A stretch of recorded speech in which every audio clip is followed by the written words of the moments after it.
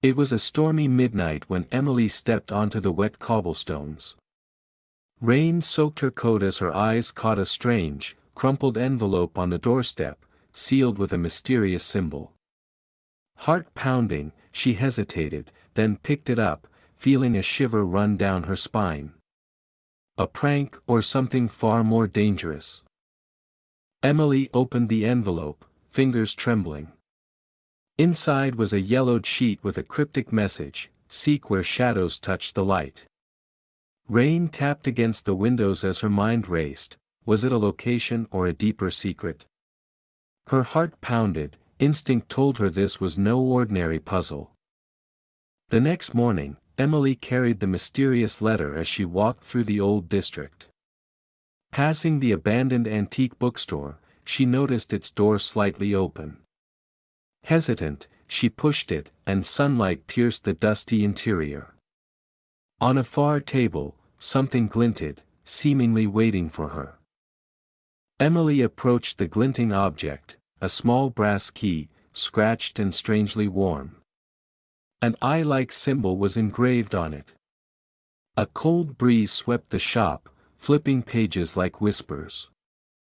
She pocketed the key, then noticed faint footprints leading into a dark back room, and they weren't hers. Emily followed the dusty footprints to the back room. Dimly lit and cluttered, the footprints circled and vanished behind a tall shelf.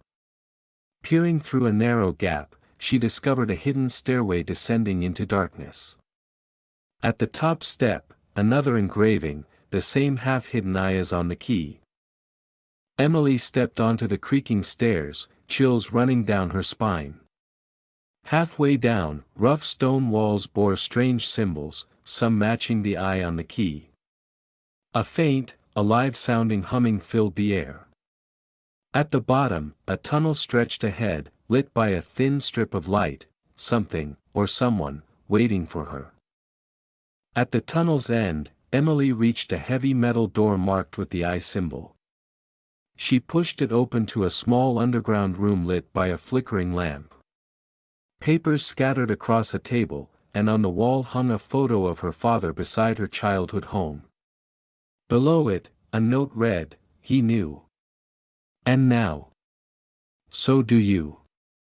Someone had been here, and wanted her to find this. As Emily stared at the photo, slow footsteps echoed behind her.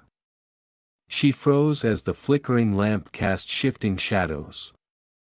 Turning off her flashlight, she listened, then a calm, familiar voice whispered through the door, "Emily. You shouldn't be here." Whoever was out there knew her, and they weren't alone. Emily's instincts screamed to run. She grabbed the lamp as footsteps grew faster. Darting toward a narrow passage, the metal door slammed open behind her. A tall silhouette called, "Emily. You're not ready." She climbed a wooden ladder toward faint moonlight.